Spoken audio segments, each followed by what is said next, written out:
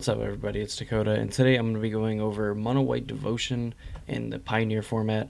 Basically, this is like a mid-range like white deck that has a combo finish of Walking Ballista plus Heliod, the combo that people were really hyping up for when Heliod was spoiled, and basically saying that it was going to break the Pioneer format. Little did they know that there was a few other combo decks that kind of broke it. But this one lets you play some pretty good like mono white creatures and just this really reactive deck that can aggro your opponent out of the game. Walking Ballista is a good card on its own. Heliod is a very good card on its own, especially paired up with cards like Daxos, and that's really it.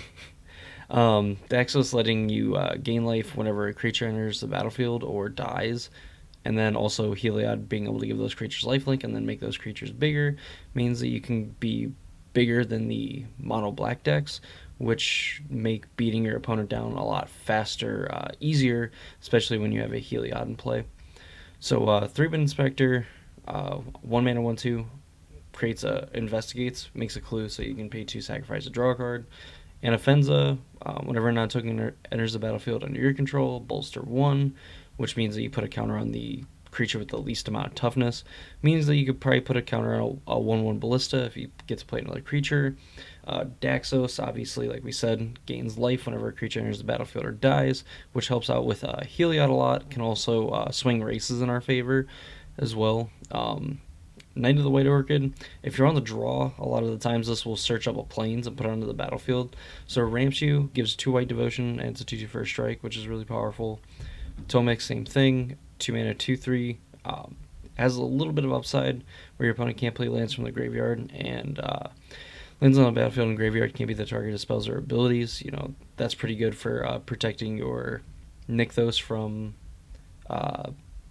Field of Runes and things like that. So that's pretty cool, and he's evasive as well. Carries counters very well.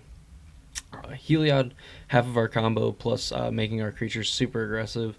Arcanus Owl lets us dig for either Heliod or Walking Ballista. It can also get other Arcanus Owls as well, and also provides 4 white devotion, which is pretty much the main thing, and being an evasive 3/3 also really well, and takes counters very nicely.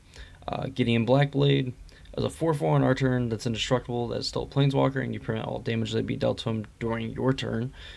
Can give a creature Vigilance, Lifelink, or Indestructible as a +1, and then he can blow up a permanent at -6, which happens about the 3rd turn after you play him, which is pretty good. Can get rid of a problematic permanent, can also just make one of your creatures super annoying to deal with. Giving them lifelink, being able to make Heliod a creature, and then just being able to put counters on things, plus get in for tons of damage. Again, this deck is really good at like swinging races in your favor with your creatures being pretty aggressive, taking counters very nicely, and then obviously the life gain versus also hitting your opponent makes this really, really good. Getting in the trials, just so you don't lose to inverter combo, you can make an emblem that says your opponents can't win the game, or you can't lose the game, and your opponents can't win the game as long as you control Gideon Planeswalker. That's why having a Gideon Blackblade in the main also as well to have 4 total Gideons. Usually your 1 Gideon is good enough against inverter because basically you're going to nullify the inverter, which is like the card that you would most have to worry about, and the rest of their other creatures, which is like the random 1/3s that win them the game if they have no cards in their library, or their devotion is less than the cards in their library, whatever it may be. Gideon and the rest of your creatures protect Gideon very well. Baffling End really helps you swing races more in your favor by getting smaller creatures out of the way, clearing a path for your big boys. Stasis Snare, just instant speed, removal for other creatures that Baffling End doesn't hit. Idyllic Range comes into play untapped a lot of the time with 18 planes. Puts a counter on a creature you control, which can put an extra counter on a Ballista, can put an extra counter on any one of your creatures, and possibly make a almost lethal out of nowhere. Can also get you going with a Ballista combo with Heliod as well. Nykthos makes a ton of mana with all of our white pips, 18 planes because we are mono white. In the sideboard, Dampening Sphere is pretty good against the Lotus Breach decks. Glare of Heresy, exiling a target white permanent, can deal with basically like the mirror match, can deal with Baffling End, Stasis Snare, um, essentially just all of their creatures minus Walking Ballista, which comes up. I don't know how often most people run into like the mirror match, but this is definitely a mirror breaker card. Rest in peace, because some of the graveyard decks still kind of suck to play against. Also, really good against the Lotus Breach decks. Gideon Blackblade, Gideon Ally of Zendikar in the sideboard because they obviously pair very nicely with Gideon the Trials emblem. Gideon Ally of Zendikar lets you be more aggressive and go bigger by either making a bunch of 2/2s, immediately embleming him, making your creatures bigger, or just having a 5/5 beater. Just does a lot of stuff against like the control decks, does a lot in the aggro matchups and things like that. Just overall a pretty good card. Archons of Sun's Grace, because you do play cards like Rest in Peace, Stasis Snare on the sideboard, plus Baffling End and more Stasis Snares in the main. Even if you're not creating Pegasus with the Constellation, just a 4-mana 3/4 flying lifelink is pretty hard for decks like Mono Red and Mono Black to deal with reliably. And obviously just gaining you 3, 6, 9 life. Also having lifelink pairing well with Heliod to put counters on it to make it even bigger, to even make it harder to deal with. Elspeth Conquers Death, gets rid of a permanent your opponent has, makes it harder for your opponent to interact with you non-creature wise, and then returning a creature back from the graveyard to the battlefield, or a planeswalker with an extra loyalty counter. You can get back Walking Ballista with Elspeth Conquers Death, and it will come into play with a counter, so you don't have to worry about not being able to get Ballista with it.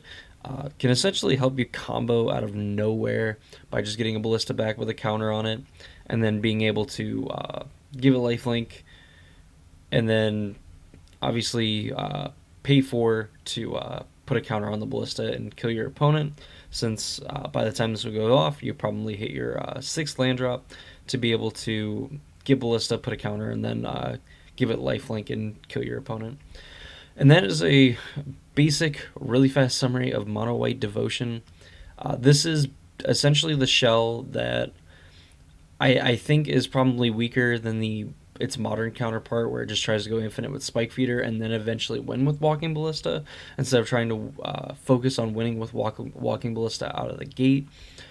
This deck attacks on a different axis as well, by being just an aggressive white deck that has a combo finish if it needs it, but doesn't quite necessarily need it. And these cards, when not paired with each other, are just really good on their own as well. So they just all kind of synergize very, very well. And it'll be interesting to see how this deck fares moving forward, as we have a ban and restricted announcement coming up next Monday, which I'll obviously be covering if there is any changes. Of course, with them announcing it a week before, there probably is going to be changes. So it'll be something to look for, but I don't think anything from this deck is really going to get banned unless they, for some reason, decide to put islands and dig through time in their deck. But yeah, that's my thoughts and opinions on the deck. If anybody has any other thoughts or opinions, how they feel about the deck, anything like that, be sure to leave in the comments below. If there is a new Pioneer deck or a Pioneer deck that you would love to see in a future video, make sure to also leave it in the comments of this video. I hope you guys all enjoyed this one. Stay on the lookout for more modern Pioneer and standard stuff coming in the future, as well as we discuss potential bannings and or unbannings that could be in the announcement for Monday. But that's going to do it for me in this video, and I'll see you all in the next one.